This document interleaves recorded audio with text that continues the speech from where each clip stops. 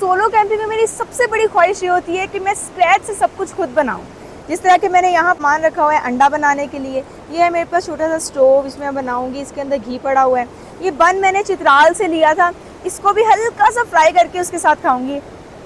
मेरे one and only छुरी से मैंने इसकी कटाई कर ली है। जैसे हाथ धो लेंगे, थोड़ा सा घी इसके अंदर डाल लेंगे। अपनी अम्मा की तरह बारीक तो नहीं काटा, मगर खुशबू बहुत अच्छी आ रही है। Oops! शूटिंग करनी और साथ में ये भी करना होना डेफिनेटली बहुत मसला बन जाता है। Done with the omelette. Ketchup के बगैर तो मैं कुछ भी नहीं खा सकती।